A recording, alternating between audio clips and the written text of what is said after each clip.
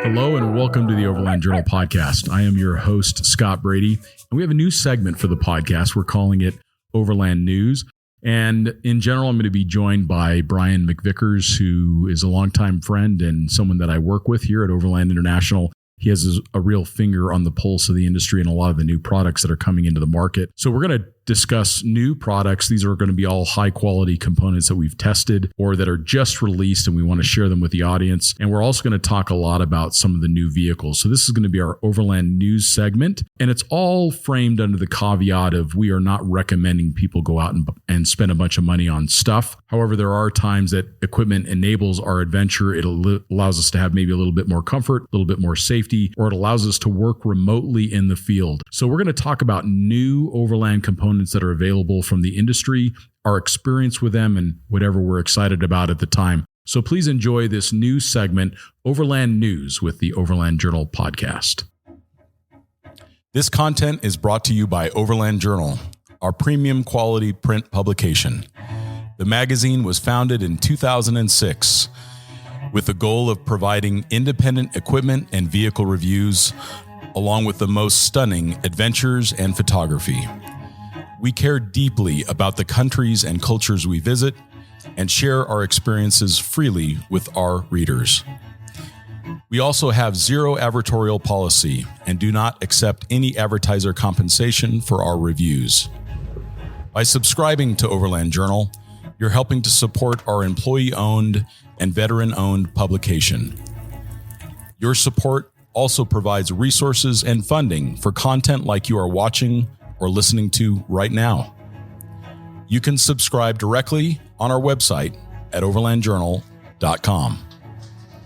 All right, Brian, let's go into the Overland News. So this is going to be a new segment for us. Thanks for being on, because you get to see a lot of this stuff before it's even available to consumers. I see a lot firsthand. Yeah, that's right. And you're doing more and more vehicle testing, and you're doing more and more equipment evaluation. So this seems like a great opportunity for us to, at least once a quarter, because there's so much coming out. There's so much new information. There's so many new components, so many new vehicles, gear, all that premise in the fact that you don't need these things to travel. Some of them do empower travel, and some of these things just can bring joy to your life. But we're not suggesting that people go out and buy all these things, but I'll explain the ones that have been really important for me in some of my recent travels and some of the things that I'm excited about that help solve problems. We're seeing more and more higher quality components come back into the marketplace. And we're also seeing a lot more innovation now. We got into this kind of period of time when people are doing a lot of copycatting. I think we're seeing some refinement. Yeah, now we're seeing some quality coming back into the space, some refinement,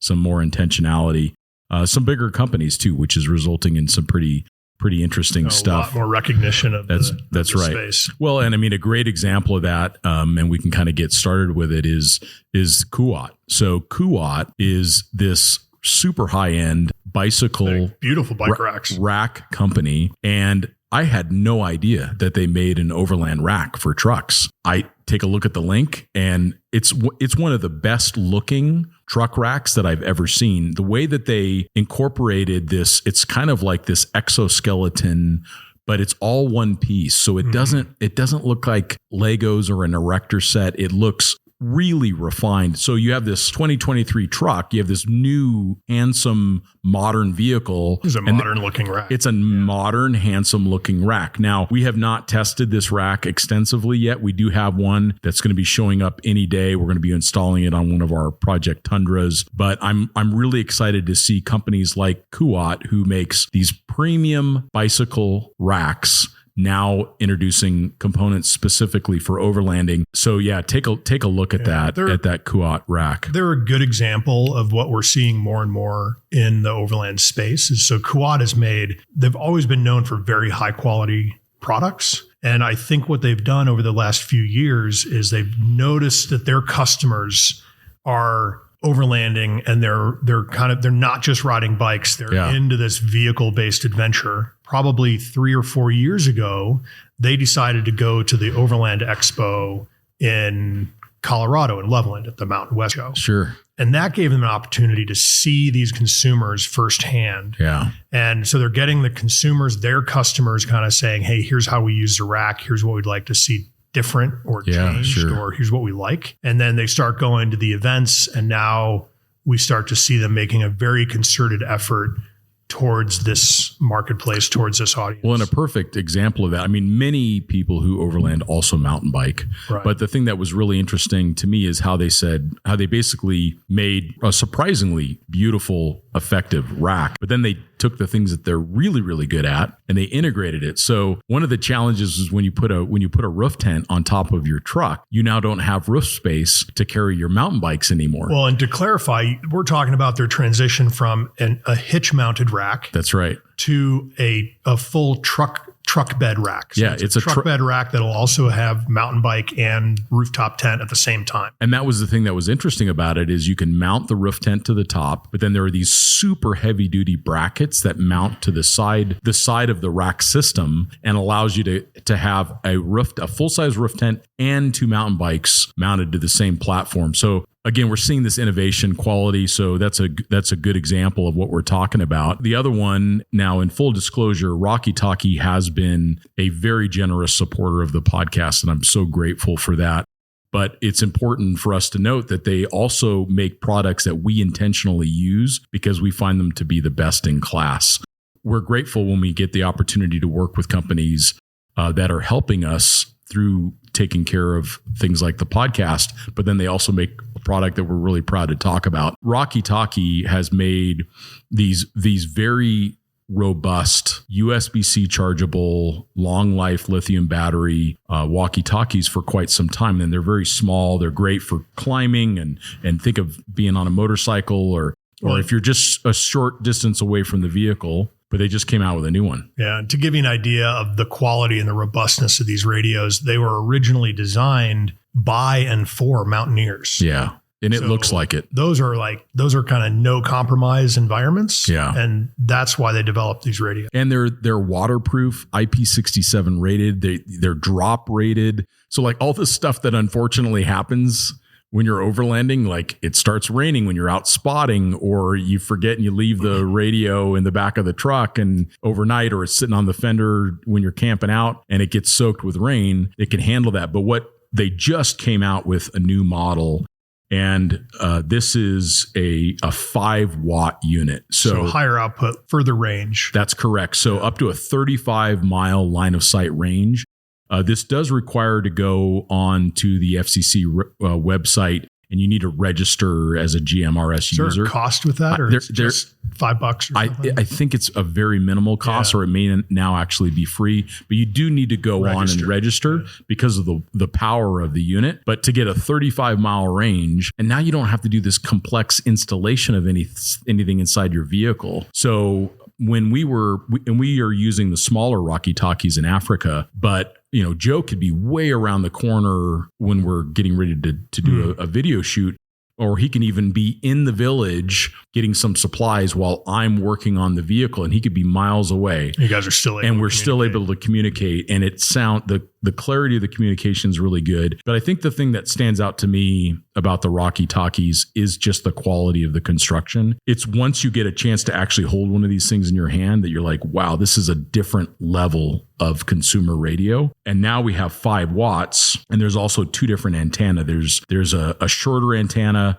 for when it's on your person, maybe the person's spotting. In the vehicle, you can have this taller antenna, and it also appears to be a standard antenna, like a standardized antenna screw mount. So you could actually use a little larger antenna even. Or maybe even a mag mount, or you could use this duck on a mag mount. Yeah. There's a lot of interesting developments around that. So new 5-watt Rocky Talkie radio, which I think is pretty cool. The other thing is the streamlined design. It doesn't have any knobs sticking out. Yeah. There's nothing to catch. Nothing to break off. And then they do have some sort of, I don't know if it's encryption or encoding that allows you to kind of have more of a personal channel. Oh, interesting. That's right. Among the group. Yeah, between the places that I've been using Rocky Tiger radios, there's nobody that has another GMRS within 1,000 miles. If you're at the ski resort or at an Overland Expo, for example. Overland Expo, whatever. That's what we did. Yeah. That's what we did at the Overland Expo is we picked one of those private channels. Yeah.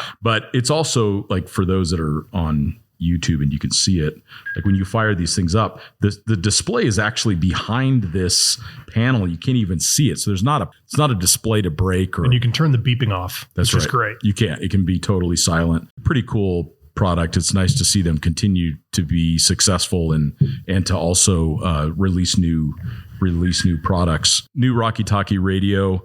One of the ones that I was most excited about, and it's also, we love to help support small businesses, and that is this unique componentry modification to the Starlink antenna. Again, for those on YouTube, you can see that this is 1.9 inches thick. It converts the Starlink antenna, their new standard kind of home RV antenna, which normally has all these motors, and it has a rod that sticks out of it that can't be removed. And they get very bulky.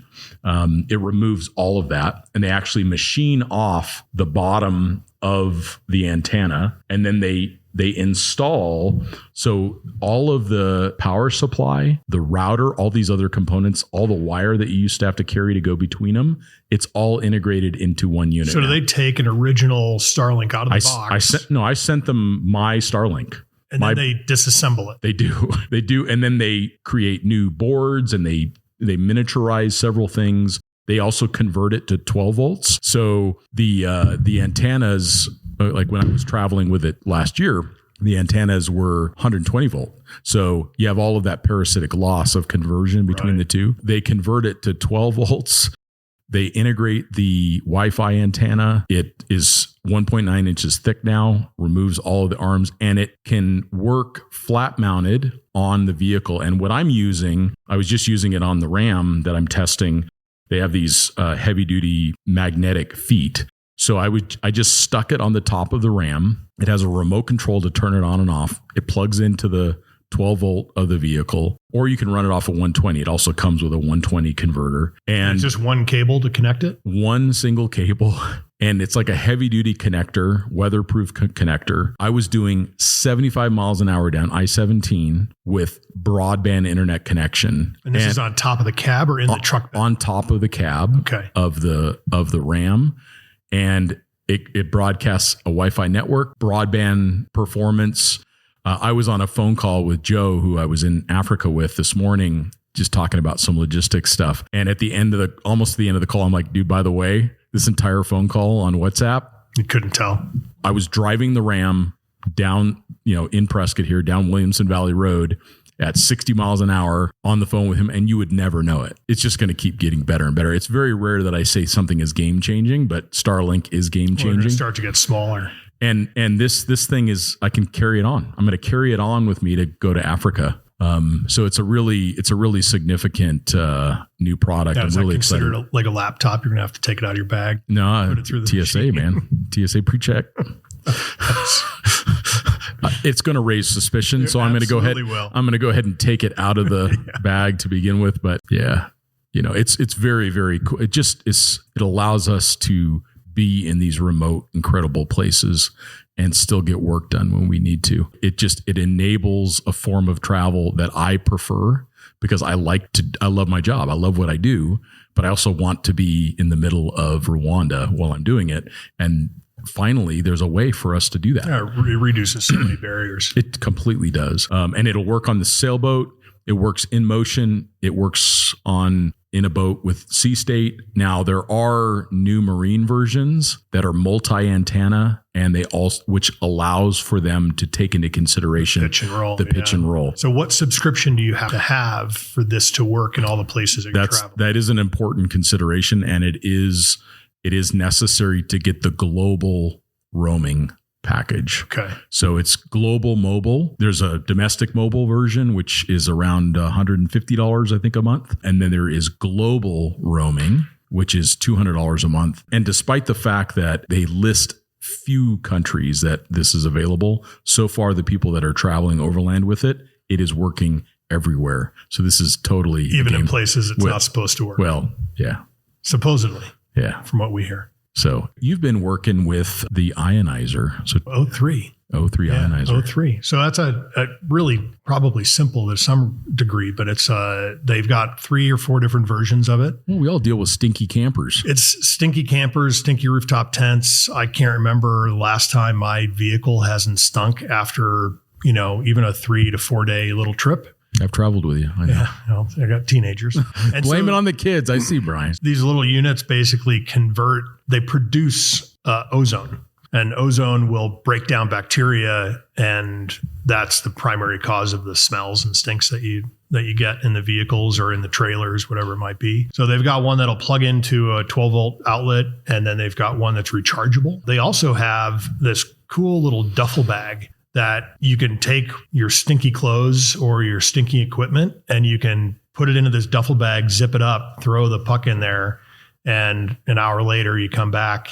Everything smells like ozone. So if you're not familiar with ozone smell, I have no idea what ozone smells like. It's after a rainstorm smell. Oh, which I love that. Right. So rainstorms with all the electricity in the air and the lightning, they actually produce ozone. So that's that fresh rain smell that you smell is actually ozone. So I had no idea. I just learned something new. And then you just let that smell dissipate, and then everything. And why do you have to let it dissipate? Because it's not safe? It's not the safest thing to breathe in. Got it. It's also not. Depends on who you ask. We're not scientists. And we're not trying to play scientists on the internet. Some people say that you shouldn't breathe any of it. Some people say you can breathe a certain amount. And it's not a big deal. They have like a big. Well, you're breathing it in after a rainstorm. You are, yeah. The big unit that they have, they say don't be in the same room with it. So it has to be. The smaller units are not a big deal. It has to be parts per million because it's displacing something. So there are other gases that we need to breathe that are being displaced. When I went to the last Overland Expo in Colorado, and I drove that new Wrangler, the 4xe. The 4xe. Yeah. When I was driving back, I had the little 12-volt unit that you just put in a cigarette lighter. And I did that. You're using this truck for a week, it starts to stink.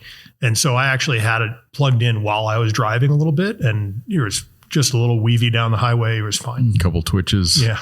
It worked out really well. You couldn't tell. You can smell it, but it doesn't affect you. Yeah. So. Well, and there are times like the one solution that came to mind for me is in the Scout camper.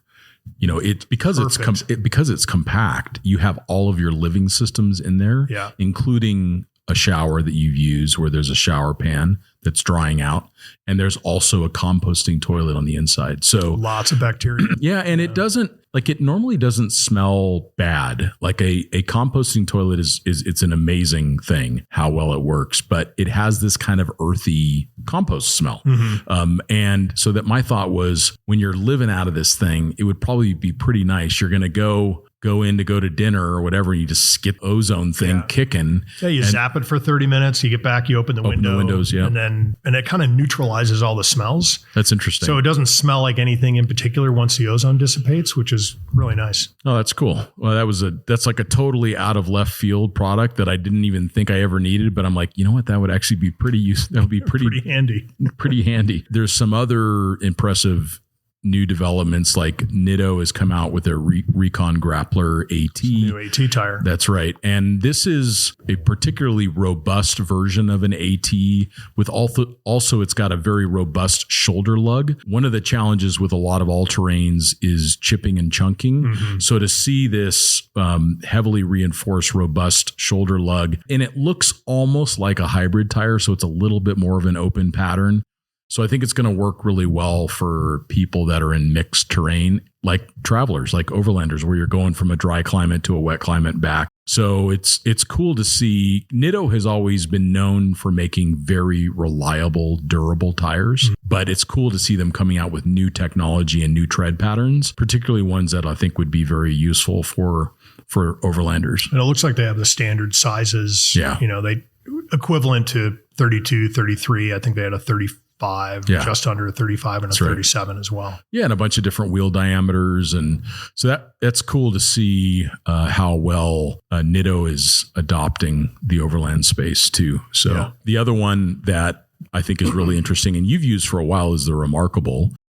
I've used their first generation tablet. That's right. So this is their second generation tablet. With a keyboard. That's correct. The reason why I've been using a Remarkable is, again, it's distraction-free creativity. Yeah. So I write now all of my content on the Remarkable because I'll download some PDFs with some interesting or some important backstory information, but I get my first draft out on the Remarkable. And my production of content at least 50% better, probably double. I'm probably producing twice as many words per day using the Remarkable than I would with any other device because an email comes through, some notification comes through. Yeah, now you've got a dedicated work platform. Yeah, or there's some specific technical thing that you're trying to articulate and it sends you down this rabbit hole and then you have to get back into the creative space of writing. So now I'll just make a note to research something at the end of the first draft. Now, how has it changed? So I have the Remarkable 1 tablet, which I don't use as much anymore because the reason that I got it was for notes. Yeah. So I'll have my laptop and then I take a lot of notes along the way, whether for whatever calls, meetings, and just research. But the biggest limitation that I found with the Remarkable 1 was it doesn't transfer the files into, say, like a cloud very easily. So I couldn't transfer the files anywhere. They would just kind of like live on that thing. It didn't work as well. And it does that now with the Remarkable 2. So with the Remarkable 2 will do that. It has its own cloud service. It syncs up with all of your other devices. So, or if I want to just grab all of the copy that I just wrote, as soon as I open up my laptop and I open up the Remarkable app on my MacBook Pro, it's all there. And you can take it and drop it into a Word document. Or export it as a Word document. Oh. Or import Word documents and read them on the Remarkable. All right. So the evolution to the version 2 is much more useful. That's right. And one of the things that Remarkable as a company has been quite remarkable. They're very thoughtful and they take what they do very seriously. But when I got the unit, one of the things they said was like, it's just really important for you to know that this isn't a Kindle device. But I think they're selling themselves short because yes, you do not have the Kindle app on the Remarkable, but it can use EPUB versions of books. They're talking about just for books. Yeah. Because it seems like a totally different type of device. This is perfect for books because it's not a backlit screen. It's an organic LED screen.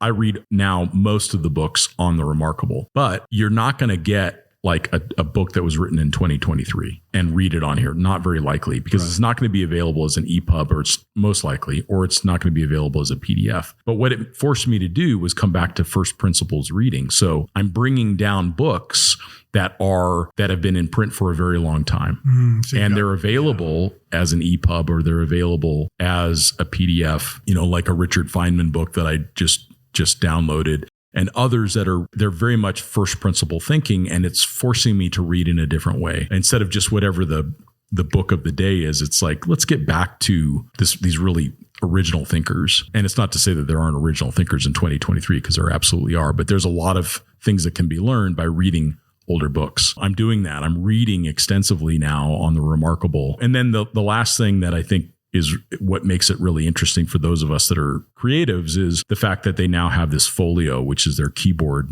accessory. It has a pen as well. It does. Yeah. I'm left-handed and I have terrible penmanship. So I think I've attempted one note on here, but I can type like nobody's business. But it'll convert your handwriting to text as well. It tries. Oh, in everybody else's case but yours. I'm sure it works perfect for everyone else on the planet except for me. You could be a new case study. Exactly. But I can type really fast. So I don't know what my typing speed is, but it blazing, like the thing has smoke coming out of it because that's what I do all day, most days. So, and the keyboard is really good. It's very responsive. It works really well it feels tightly integrated. Yeah. We just did that today, doing the notes to get ready for this podcast. So for the traveler, you can read books, you can write your daily journals, you can write notes, but do it in this undistracted way where you're able to just really focus on the craft, on the deeper work. So I've really appreciated the Remarkable. Yeah, that's great. That was one that I personally have been using more recently, the Potato and the Remarkable. All right. So the other thing that's come out recently out in the news is the new Red Arc lithium ion batteries are now available in North America. 150 amp hour battery. Yeah. And they have a couple different sizes that are available in other markets. primarily in Australia. But for the United States, at least initially, there is this very compact lithium ion battery that is 150 amp hours, which is going to meet the needs of the vast majority of overland travelers. Unless you are trying to run an air conditioner or you're trying to run a very large, complex camper system, 150 amp hours is a great number. If you were to put 2 of them in there, then now all of a sudden you're running Starlink, no problem. You've got running plenty of power. Exactly. But the reason why I think these are notable is RedArc is almost always notable because of the quality of their components and the fact that RedArc specifically makes electronics for overland travelers. But what makes this battery really unique is that it has 70% higher energy density, which means if you just translate that into a 150 amp hour battery, it is now going to be 70% smaller for the same power output. So you end up with this very compact, very high output battery from RedArc, which I think is really cool. It looks like a normal size, relatively normal size battery compared to the thing with the ropes on either end. It's just a big D3. It's just a compact, massive amount of power in it at 150 amp hours. So, and then the other thing that's really relevant, because sometimes when you're traveling from campsite to campsite, you don't have a lot of time to recharge, especially a battery that big. So if you had 2 of them, if you had 300 amp hours in there and you're trying to charge quickly under a short period of time, it has a much faster charge rate than most of the other batteries on the market. So the fact that while your Wrangler's mainlining 220 amps into the system, it can actually consume that and charge very quickly. Can it do that spliced into an existing system, or does it need a RedArc system to do that? It looks as if all the information that I've looked at, it has a charge profile that's similar to other lithium ion batteries, which means if you have an existing system that is not, or a solar charging system that is not a RedArc, but it has a lithium charge profile available, then you can set it to work for that. That's great. So really cool to see RedArc making those batteries available in the US, and they just keep adding new products, which is really exciting. The other thing I thought was really interesting was to see ARB announce their new trailer. So they announced the Earth Camper. So this looks like a gigantic injection molded. Yeah, it does. Injection molded. It's very cool. A lot of people in the US don't know that ARB has tons of experience with truck toppers. So they're used to working with injection molded components, molding these complex shapes and very modern designs. So they just found a way to do that. That's in Australia. A lot of their catalog doesn't make it to the US. That's correct. And it makes sense. I mean, trying to ship a truck camper, a truck capper to the US, there's not going to be enough margin to make that work, most likely. Whereas this trailer, with it having all of this years of ARB experience built into it, they literally built their ultimate overland trailer. So it'll be interesting to see if the Earth Camper comes to the United States, because it looks really suitable to the task. It does, and it has enough style differences to it that I think it would kind of stand out. And it meets my first requirement of the trailer, which means you need to be able to sleep inside of it. If you're just using a trailer to haul around a roof tent, doesn't make any sense to me. It may make sense to somebody. It makes no sense to me. You might as well just put the roof tent on the car and save yourself. Different use cases for it. But for the most part, if you can sleep inside the tent or inside the trailer, you've now added a level of capability that's difficult to employ with a typical pickup truck or SUV. So this is a large sleep inside teardrop style, but robust off-road camper, which is kind of cool. So I like that. Like to see ARB just like trying totally new stuff. So they every year they've got a couple of new products. Yeah. And a lot of times they just come out of left field in a way that you don't expect. And then you're like, oh, that totally makes sense in hindsight. So that's very cool. Another product I've been using recently is the Garmin Tread. So I took that with me to Africa. In my experience traveling around the African continent, you have to have a Garmin device because you need to have Tracks for Africa. So Tracks for Africa is available as an app on your phone or your tablet. It does not work very well. I use it as a worst case scenario backup, but the works best on the Garmin. But it's a totally different solution. So like the one that they have in the app, I'm sure it's even a different development team. It feels like a totally different experience between the Tracks for Africa app and the Tracks for Africa. And is Tracks for Africa like user information based? A lot of it is. They do a lot of ground truthing, but they also collect information, and they're smart about it. So they wait until they get a couple tracks in the same area, and then they ground truth them by basically taking a larger sample set, and then they add those tracks to the database, and they also do fairly regular updates of their data. I mean, literally, Joe and I are driving the Grenadier down this track in Mozambique, and here very clearly on the tracks for Africa it says landmines. Oh. So like that's a different day. You don't want to go. Yeah. You don't want to go over to where the landmines are, but like that's something that a Google map would never show you, or a sat map would never show you. And have all the tracks been fairly accurate? Yeah. Like it's just so good. Yeah. It's so good. Now their data gets a little less robust in the northern parts of Western Africa. But it's there's nothing like it. And it displays best on the Garmin device. The other reason why I always use a Garmin device is because I need the reliability of track recording. I'm sure everybody that's listening has experienced this, but then it happens with all of them. Gaia, all of them. They just randomly stop tracking stuff. And the way that I understand it is it's not a Gaia problem. It's an edge of service problem. Mm-hmm. So like the phone gets just on the edge of service and it causes some disconnect between cell phone towers and the internal GPS, and it just stops recording your track. Everything shuts down. I've had that happen a few times, especially when you get to the edge of their mapping area. It's have to have a backup. I still use an iPad. I still like Gaia because of the different layers. I use it for some sat map stuff. But when I'm traveling in Africa and when I'm traveling anywhere, I always run a Garmin because I know I'm going to get this reliable track recording. And reliable track recording has two really beneficial outcomes. You can share the track with others if that want to do the same trip, or keep it for your own memories and referring back to. But the other reason why you do it is a safety reason, is that you want to be able to breadcrumb, turn around, and follow your track back out. And have you tried using your watch, Garmin watch, as a redundancy? I use it all the time for hiking because now that I have the potato, I have no other way to like check a map if I'm out hiking. I intentionally don't really look at the Garmin. I track every hike on the Garmin, but I intentionally don't look at it because I've enjoyed like this kind of feeling of having to pay attention where I'm walking now. Just so you don't get lost. Yeah. Sure. Whereas for years, I've always had my phone on me and I just I'm like, I got to turn left on FR 320 something. And you just go out and 12 miles later, you end up back at your car and you really have no idea where you were. I'm enjoying having to stop and look at signs or think about the route or research it ahead of time.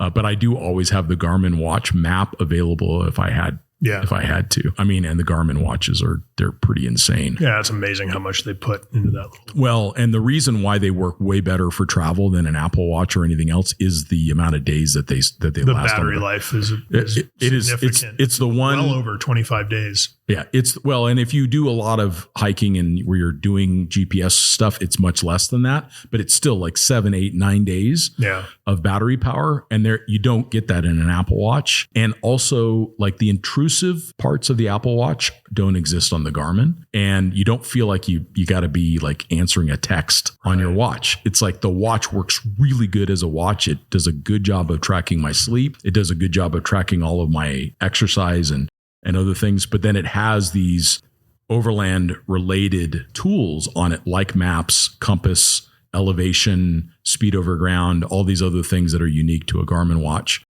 So it's kind of become the watch of choice for me. Yeah, it's a nice backup to the tread. I have not used my Apple Watch since I got the Garmin on my wrist. There are times that I'll run an analog watch because I just prefer it sometimes. But like for travel, it's a total game changer. It's another game changer product. It's really good. It's really good. Oh yeah. And like when we were on the sailboat, didn't Rusty like have a way to like track the boat data on his watch? He's got one that interfaces with the autopilot and all that's crazy. The entire system. So he was standing up on the bow of the boat, clicking things on his watch to make the boat turn. Yeah, that's pretty. That's pretty amazing. I think they do a really good job of having all their products talk to one another. Yeah. So the one thing that I've noticed from getting deeper in the Garmin ecosystem is every interaction that I have with the product feels very professional. Mm-hmm. Whereas a lot of other tools that especially electronics that we integrate with, they feel very consumer grade. Whereas that's one thing I've been really impressed with on the Garmin stuff is it all feels very professional grade tools, which means that it doesn't do some of the whiz bang stuff that people get used to with other devices, but it does all the important things perfectly every time. And that's the rarity. Yeah, I haven't hit any dead ends with it. Yeah. So I think what you're talking about is some consumer products, it does everything except the thing that you should think that it could do. And with or it doesn't, stuff, or it just doesn't do it well. Tells you that it's going to do. And it does it well. Yeah. And it does it like at a level of a professional activity. Just tracking exercise on the Garmin is a better result. Like I get more consistent results from that. And it doesn't lock up. It doesn't. I've got some friends who swear by the athletic training components that they have. Yeah. So that'll monitor your sleep. It'll monitor all your workouts, and then it tells you when to rest. Yeah. It'll tell you today, don't let your heart rate go over 115. It's pretty accurate. I use it.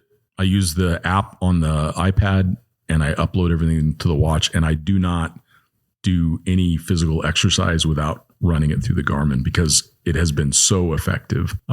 Like if I don't sleep well, it helps me adjust those goals to make sure that I'm not over stressing my body. And, I'm not, 20 years old anymore. So like I want my body to perform. You need the recovery time. I do. I need the recovery time. Garmin watch is pretty good too. Another one that you brought up was that new Intrepid roof tent. Tell me about the rooftop tent. Yeah. One of the things I like about the Intrepid is it's another example of innovation in the rooftop tent market, where I think you see a lot of regurgitated ideas, right? Yeah. A lot of recycled ideas where, they're either doing something that's already been done or they're ordering from the same factory and just putting a different logo on it. The Intrepid, if you can imagine, it looks like a wedge tent. But instead of just a kind of 45-degree angled wedge, the roof has an extra hinge in it. So when it opens, it kind of opens like that. So this entire area becomes your living space instead of just this. Oh, got it. Right. So you end up with a lot more usable space. A lot more usable space. You could, instead of like. And is it a hard shell or is it soft shell? It's a hard shell. Wow, cool. It's a hard shell that opens up with 2 hinges, and then it's got soft sides, nice. three soft sides. Yeah, sure. So you can actually sit 2 people the length of the tent, whereas a lot of wedge tents, you could maybe sit 2 people side by side. Yeah. It just gives you a lot more space it's innovative, but looks like a fairly simple innovation. I mean, they just added a hinge and it completely changed the amount of usable space. Yeah, that's cool. Yeah. And it looks good too. Yeah, it's nice to see people coming up with new ideas instead of just copying others. So let's switch topics into vehicles. You've been doing some more vehicle testing, and most recently you were on the Chevy Bison launch with a bunch of the different. Yeah, there was the ZR2 Bison family. So it included the Colorado and the Silverado HD, which is a 2500 HD. Did it also have the 1500? Had the full size? It had the full size 1500 with the new diesel engine. Yeah. What'd you think of that new diesel? I liked it. I only got to drive it for probably about 30 minutes. Yeah. They let us drive that. They let everybody have a turn to drive that for about 30 minutes on the first day. Sure. It wasn't a very heavy focus. Right. The only thing different about the vehicle is the engine. But as far as the engine goes, I did. That's a 3-liter diesel. I did about 15 minutes of highway speeds up to about 75, and then did a very soft, sandy dirt track, a sandy track in the desert with some hard embedded rock. Yeah. And it was effortless. I actually kept it in 4 high because 4 low with that diesel had so much torque that it was for what we were flat. Yeah, and sure. You really couldn't drive it because it had so much low end torque. Yeah. And so I just kept it in 4 high, and it did. It was effortless to drive. Yeah. This is the evolution of the 3-liter that's in the AT4 project vehicle that we've got. And it's so encouraging to see Chevrolet and GMC continuing with that power plant, because it's the best motor I've ever had in any vehicle I've ever owned. Like to get 20, 21 miles of the gallon out of a full-size truck on 35s is just unbelievable. And it does it. They really seem to be I met with their whole engineering team and their design team. They seem to be doing an exceptional job at not just listening to the consumer, but seeing and understanding how the consumer is using their vehicles. Yeah. And then providing solutions that not just because they look good on a design board, but because they're going to be functional in a day-to-day use. And same thing applies to GMC, but to see like an AEV edition, either ZR2 or an AT4X, so front and rear lockers, 35s, the 35-inch tall tires, AEV bumpers, front and rear, and a 3-liter turbo diesel in a half-ton truck is just like, that's so cool. The only thing that I would love to see improve with some of those trucks is the payload. When you get them optioned up that way, it can be around 1,000 pounds of payload, which people will say like, oh, that's a half ton. Well, it's actually a 5-passenger half ton. So you have to take 150 to 175 pounds. Each manufacturer uses a different metric, or there are different standards for what an occupant weight is considered standardized to. But if you used 150 pounds as that number and you have 5 passengers in there, so you're eating into the payload. You have 750 pounds. Cargo. You have 750 pounds of passengers. So it really should be 1,750 pounds of payload in that vehicle to make it a half ton, because it needs to be able to carry a half ton of payload and 5 passengers. So, and every passenger is going to have, it's more than 150. Because everybody's got a bag. But it's okay to make it. It's okay to pounds a person. It's okay to make it like whatever the standard is. Like Chevy doesn't need to reinvent that. And this is not unique to Chevy. No, it's everybody. All of the manufacturers of these half-ton trucks are not making half-ton pickups. They are making, like, you and I could not go in most of these half-ton trucks with the two of us and 2 motorcycles. We could not carry it. You think we'd tap out? Guaranteed. Yeah. Like if you and I had 2, KLR 650s in the bed, and you and I both weigh a svelte 205, 200-ish, like you couldn't do it. Yeah. You could not carry 2 motorcycles and two buddies to go out for the day and a half ton, and that just doesn't work. Yeah. So you got to have, the payload needs to be based upon the standard, which is either 150 or 175 pounds, depending on the standard per passenger, 5 passengers, plus 1,000 pounds, which is a half ton. But we've seen this from every manufacturer. Every manufacturer is struggling. Not with Ford. You don't think? Like Ford does a lot of things average. They do payload really well. Like they get it. If you get a new Raptor R, 1,750 pounds of payload. Okay. 5 passenger, 1,000 pounds of payload. They get it. So it can be done, and it is being done. Yeah. Like it can be done for sure. And it looked like a really challenging route. Johnson Valley, right? It was Johnson Valley. And a few of us were talking about it. The coolest part about this, and I asked a couple of the spotters and a couple of the guys who pre-ran, they didn't manicure the route. We've been on vehicle drives before where they can the experience, right? Sure. Everything is pre-planned. They know and what you're just barely fits, right? And so we went out into Johnson Valley. We based out of, it's called Lasertown. Okay. Which I had never been to before. I have no idea where that's at. It's a collection of containers out in the middle of the desert, and it's pretty cool, right? And they've got a bunch of little art installations. And I think for King of the Hammers, it's kind of party central. Sure. So we started out of Lasertown. And so we took both trucks up. It was called the short bus. It was pretty steep. Getting up steep and loose, and then going down the backside. Every truck was on 3 wheels going down. So that was the first little trail that we did. Then what I was really impressed with was the second trail. I think it was Lower Johnson Valley. It's a little chute of a trail. But when you look at it from the bottom, it looks like a rock field. But there's a little track that kind of interweaves the big rocks. And the best example of what they were trying to showcase. And so I was driving the Colorado ZR2 Bison. They're really proud of the rock rails and the skid plates. And all these boron steel. Yeah, it's really well built and really well put together. So we're going up. There's a shelf, probably about a 4-foot shelf. And to get to the 4-foot shelf, there's this big boulder that could have very easily been moved, but they chose to just leave it there. It had been crossed so many times, it was getting unstable, so it would roll around a little bit. You get up over it, and the other thing is you could probably have gone to the right of it. You probably could have sneaked around the big boulder. Sure. But they've got their spotting team, and they spotted us straight over. So driver's side front, right over this boulder, and you drop down. We're on 35s, and we drop down the other side of it. And now you're sitting on the rock rail on this boulder. And when we go drive trucks, Sure. We don't do that. we don't do that. We're very, very careful Yeah. to not touch anything. Yeah. And I even looked at the guy and I said, I really don't like touching stuff with the trucks. Yeah. And he goes, no. I want you to do what you're doing. That's why I put you here. Yeah. And I was like, all right, now what do you want me to do? And he goes, drive it. And so I drove it, and that boulder scraped the entire length of that rock rail. Wow. And then you get out and you go up the ledge. And part of the reason that they had it there is when you did get the front end up the ledge, your back end is right on top of that boulder. Sure. Right. And then you go the rest of the way and everything's fine. And I got out and I looked at the rock rail and it was like it never happened. Wow. So not only the finish and the coating was incredibly durable because it didn't have any really visible damage to it. It had Sure. some dirt and dust on it, Sure. but it didn't flex. It didn't bend. Wow.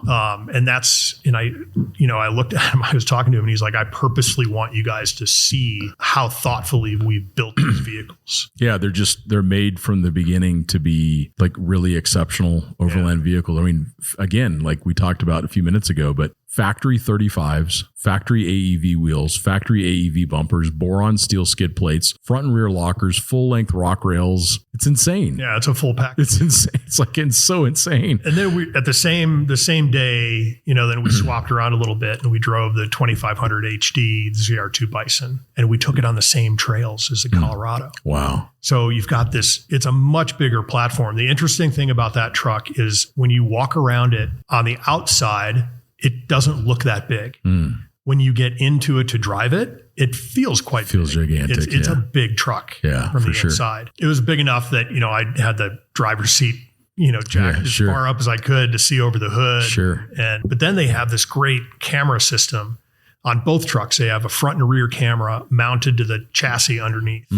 So you can scroll through all the video feed. You can see a front view, a rear view. You can see side views to see all four corners, and it doesn't time out. So you could be driving 50 miles an hour and the camera feed is still good. Yeah. A lot of vehicles we've seen before, they've got the see-through hood, whatever it is, and shuts off at 5-6 miles an hour. You get up to, barely to 10 miles an hour and now it goes away. Yeah. This will stay on until you turn it off, which was great in the desert. And it was great going downhill in that 2500 HD because you can't see anything. Yeah. And so now you can see, it's like looking through the front of the vehicle. That's cool. So it was pretty neat. That's awesome. A couple announcements. BMW just announced the new 1300 GS, which is exciting to see. It's 25 pounds lighter, which is also encouraging to see. So they keep getting lighter and more effective. So the 1300 is 25 pounds lighter than the 1200. Than the 1250 that 1250. It's leaving. They are being a little more conservative on horsepower, which I do not see as a bad thing. I think it's 140 or 147 horsepower. It's plenty. It's plenty. It is plenty. So I'm so glad they finally like one of the manufacturers is just not trying to pursue horsepower numbers in an adventure bike, because after about 100 horsepower in almost every off-road condition, it's not an advantage. It's a disadvantage. Yeah. So it just ends up just tearing up the rear tire that much faster. So, and then Triumph has some updates to their new 1200. I'm a huge fan of the 1200 XE bike that I rode around South Africa and into Swaziland. Really like that bike. So it's great to see them continuing to innovate with that platform. But the one that I really want to talk about, and we'll spend a few minutes on that, is the new Toyota 250 platform. So it's going to be available in a Land Cruiser 250, and then it's going to be available in the new Lexus GX. The powertrains are different. Mm-hmm. The price points are also quite a bit different. When you look at the two of them, you can tell that they are very much built upon the same platform. No, I've seen the Land Cruiser firsthand. Yeah. And you got to see the Lexus firsthand. I did. Yeah. What did you think of the Land Cruiser? I think it's going to be a great addition to the marketplace. I think it's going to be a really nice mid-priced solution. Yeah. I think from a functionality side, it does everything that you're going to want it to do. Yeah. From a price tag starting around, I think they said it starts at $55,000. In 2023, all of a sudden seems cheap. It does. Or it seems affordable. Yeah. But that's still so much money. I think the reason it feels affordable is everything else in that class is going to start 7580. Right. Right. I mean, even in some ways, in many ways, it's replacing the 200 that we had available in the US. The 200 started at $88,000. And I wonder how it's going to impact, or if it just replaces both the 200 and the 4Runner. It seems like that would be something that would make sense, because the only other platform, I mean, they would build the 4Runner on the 250 platform, because the 4Runner has always traditionally been built on the Prado platform, which the Prado 150 is the precursor to this vehicle that was the Land Cruiser 2 was built on, the Prado was built on, and then the most recent 4Runner was also built on. So I wonder if this new Land Cruiser is going to replace both. All I can say is that these guys think about this stuff a lot more than we give them credit for. Yeah. There were quite a few people who asked direct questions in person about the 4Runner, and there were no answers given. Yeah. But what I did pick up, when you look at historically over the past few years, when they took the 200 series away, they knew what they were doing, in the sense of they took the 200 series away knowing that they were going to have the 250 launching now. Yeah. Right. They got beat up a lot in social media, and just from the consumer side, they got beat up a lot by taking the 200 series away. But there was kind of this grand plan the entire time. Yeah, it's Toyota. They always have a grand plan. They got a grand plan. I mean, when they took the 200 away, they knew that they had the 250 coming. Yeah. Right. And so they would have to. It already would have to have been into design stage. Yeah. So I don't think the 4Runner is going away. I think there's but it would be really there's difficult. a plan for the 4Runner. Yeah, something else is going to happen. It would have to be. And it would have to be such a departure. But the 250 is a departure from the 200. The 200 is the big body J Series global Land Cruiser platform. The 250 platform. is quite smaller than the 200. Well, in some ways, it's a little bit narrower. A couple inches here or there. Yeah, it's a little bit narrower. But the feeling you get when you walk up to the 250, the 200, and even the 300, if you've had the chance, you've seen the 300. Yeah, I've driven it. It's amazing. And those vehicles have, to me, that's kind of this bulbous, larger vehicle feeling. For sure. Right? And just the way that the sheet metal's formed and everything else. Yep. And the 250 feels smaller. Yeah. And it presents smaller when you walk up to it. I would agree. And the Lexus is the same way. Yeah. But it's just really important. Like, some people are saying, oh, it's not a Land Cruiser. They don't understand Land Cruiser history if they say that, because there have been lots of Land Cruiser 2s. So these are vehicles that are called Land Cruisers. They're a Land Cruiser 2, or they're called a Prado in some markets. Yeah. But they are still a Land Cruiser, but they are not the heavy duty Land Cruiser. So that is the Land Cruiser 300, which is the most robust, durable global platform that they make in a passenger wagon. The 250 is saying a Prado or saying a Land Cruiser 2. So, but that is not to take anything away from it. It is deserving of the Land Cruiser name. It is going to be, and no doubt in my mind, it's going to be an exceptional vehicle for North American overland travelers. And the fact that it might be available actually in the mid 50s is pretty impressive. The GX is going to have more power. It's going to have more luxury. But Lexus is taking overlanding serious too. So they're going to have this Overtrail version that has got 33-inch tall tires and rear locking differential and crawl control and, these high clearance bumpers. And so it's just awesome to see. They're bringing a lot more attainability. I love it. And I'm such a fan of Toyota. I've literally trusted my life to this brand and around the world. And to see them, like the director of marketing for Toyota, to say we're all in on overlanding, that is so cool to hear from a brand that really has made world-class overland vehicles for many decades. To see that their Toyota North America is all in on overlanding is so exciting for us, and it's just a really important thing to see that vehicle is available. It leaves a lot of questions around the 4Runner. It also clearly tells us that their intention is not to bring in the 300 other than in the Lexus LX600 variant. So we're not going to not likely to see a 300 series Land Cruiser here. No, I don't think it's on the plan for them. Yeah, but again, it's like it would be so easy to just for like someone on some troll on the internet to just say like, it's not a Land Cruiser or you didn't bring us the right car. They brought us exactly the right car. Yeah. Granted, none of us have had the chance to drive it yet. Yeah. But on paper and in person, when you get to poke around it, it's got everything. It looks great. Want. It looks great. And it's comfortable. I got to sit in it, everything about it, the upright seating position and the good clearance. So like, it's just going to be awesome. And the fact that it's in 2023 terms, it's reasonably priced is just so good. It's so good. So props to Toyota for that. I'm really excited to see how they come out, how it's optioned, and then of course the chance for us to drive it. The other vehicles that I've been spending some time in the new Ram Rebel 2500. They now have a rear locking differential in the vehicle. This is also available in a solid rear. It's solid front axle, solid rear axle, but the rear axle is a 5-link coil sprung suspension system. The truck is showing its age a little bit. The engine is definitely showing its age a little bit. But the interior is just very well done. Rams, because of AEV, are really the full-size truck of choice for most people. And the fact that you can now get it with a factory rear locker is another really important. And this has all the AEV goodies on it. It does not. It's just it's their Ram Rebel package. Okay. But that is the package that you would use as the baseline for building an AEV truck. Okay. Yeah. An AEV Prospector.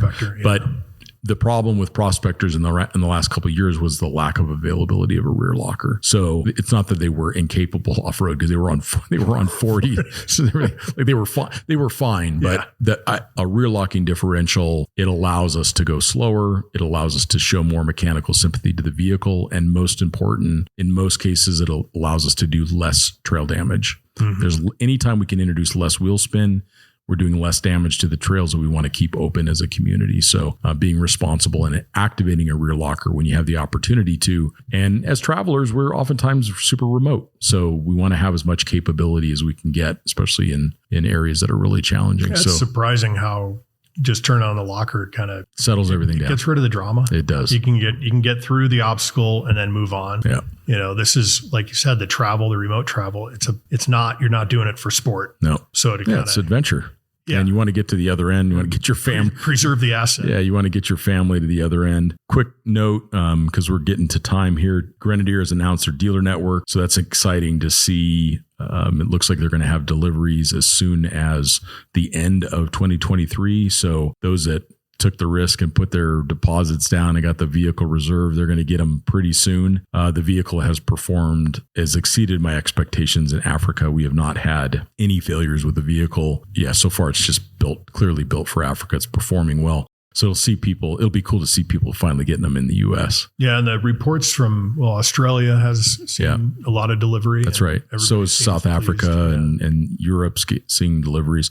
So yeah, it seems like, and they've got some recent updates that they did that, just over this at the dealership, like anything else, they're continuing to update the vehicle and offer new options and just improve performance. So that's good to see that in the Grenadier. But any other new vehicles or new things that you wanted to chat on? I think we've covered a lot. We've got another couple of drives coming up. There's a GMC drive we'll be on in a couple of weeks. And yeah, it's been a busy year for new vehicles and vehicle launches. Yeah, it's like the golden age of Overland vehicles. We thought for sure that was in the 1990s with an 80 series Land Cruiser and a Land Rover Defender. But if you were to drive a 300 Land Cruiser and compare it to an 80 series, there's so much better now. The one thing I've noticed is there's a lot more vehicles that I think you could be completely fine driving off the lot. Yeah. Without, it used to be, okay, we're going to drive that. I'm going to get that as a platform, and then I'm going to swap out. I'm going to re-engineer everything, and I'm going to add all these things to it. And now it seems like the OEMs have been listening and watching. Yeah. And now you can do so much more with the vehicle right off the lot, and just saves in the long run, whether it's time and effort. So look at that, look at that Bison, Colorado, 35, does everything you need, 35s and lockers front and rear, and an available winch. It's just literally, it's like unbelievable. And it's a snappy little truck. Yeah. I mean, No, they're cool. It was 300 a lot horsepower. of fun to drive. Yeah, 300 horsepower. They're sweet. They're super, super sweet. The only interesting thing from a usability standpoint is they had to take that 35-inch tire and mount it in the bed of the truck. So they actually came up with a factory mount. It's vertical in the front driver's side corner of the truck. So it's going to reduce your capacity a little bit when it comes to loading things into the bed of the truck. Somebody will come out with a swing out tire, or AEV will probably release a swing out tire carrier for their bumper. It didn't impact driving at all. You don't even notice that it's there. Yeah, because it's behind the driver, so it doesn't block the driver's view. Right. Yeah. Or not much of it with the rear view. But from using the bed, that was the only. Oh, that's good. Part. Yeah, that's good. Good feedback. A lot of consumers wind up doing that anyway. So, well, things just keep getting more exciting in the Overland space, which is why we've announced this new Overland News segment of the podcast. So look for these to come out about once a quarter. If you're looking for the newest, most interesting stuff to come on the market in the Overland space, we're going to continue to provide these. We love your feedback. You can reach me, scott.a.brady on Instagram, or you can reach out to Brian. What's your Instagram? It's at McVickers. And what's your cell phone number so they can call you directly with any questions? You can go to our website. Yeah. So we also we got the weekly newsletter. That's right. We do, and we've got the news of the week on Expedition Portal. So. That's true. Yeah. Go to expeditionportal.com for the Overland news of the week, and then you can also subscribe to our newsletter. If you go to overlandjournal.com, you'll see the prompt to subscribe to the newsletter, where we do provide a lot of these updates too. And one of the things that we want to do real quick is actually bring in the cornerstone of the Overland Journal podcast, the person that makes all of this possible, Paula Burr. Paula has been involved with the podcast since almost the very beginning, a longtime friend and Overland traveler. But the reason why we're bringing Paula on is one of the organizations that we really believe in at Overland International is the Rebelle Rally. It is an incredible event that gives the opportunity for travelers to go out and test their skills, their navigation skills, working as a team. They're not able to use a GPS. This is all paper map, compass, dead reckoning, triangulation, and operating usually mostly stock vehicles throughout really rugged terrain in the United States West. So, Paula, congratulations on being able to participate in the Rebelle Rally. Yeah, I'm really excited. Well, we're excited to have you go because you have had this as a bucket list item for a very long time. And we were so lucky because Scott Brown from Jeep reached out and said, hey, we think we've got a slot in the Rebelle Rally for someone to participate. And I said, I've got just the right person. So you get to check off a bucket list item, and you've also been doing a bunch of training for it. So what are some of the things you've been doing to prepare for the event? I've been trying to do as much as possible. I know it's not the full rally that I get to do, but I would like to be prepared as much as possible. So I've driven a couple places and some plotting and some road maps and you've been doing great. All the plotting. That's right. All the math. All the math. I remember you saying, Scott, I can't math anymore right now. Yeah, but and you've gotten a lot of help from people that are very experienced with the event. Nina Barlow is a friend of both of ours. She's been a big friend of the industry. She's been a hugely successful participant in the Rebelle Rally. And if I remember, you went out to the Glamis Dunes and you've done some training with her there. You've also done training in Sedona. And then recently you've been working with some of her team on some of the mapping and plotting. So what are you going to be driving during the event? I think it's a 4xe, a Jeep 4xe. Yeah. So a Jeep Wrangler Rubicon 4xe, I believe, is the one that you're going to be driving. And what a capable vehicle for that. And Jeep has been a big supporter of the Rebelle Rally. And I'm grateful for that too. I'm seeing a lot of manufacturers participate in the event, which I think is a great way to empower people to get out and explore in this way. It's a really important event for the industry. And Paul, we're so excited for you to go do the Rebelle Rally. What are you most looking forward to in the event? I think just being outside and off the grid and just being reliable with my partner out in the middle of wherever we are.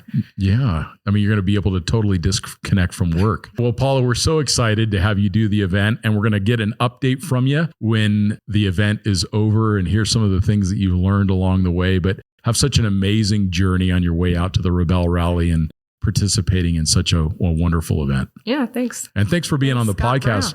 Yeah, exactly. And thanks for being on the podcast, Paul. I'm sorry to turn the cameras on you, but we're just so excited for you to be able to go. I'm really grateful for this opportunity. Yeah, we are too. Awesome, Paula. Thanks, Scott. You're welcome. We're grateful to have this on the podcast, and we thank you all for listening, and we'll talk to you next time. Thanks, everybody.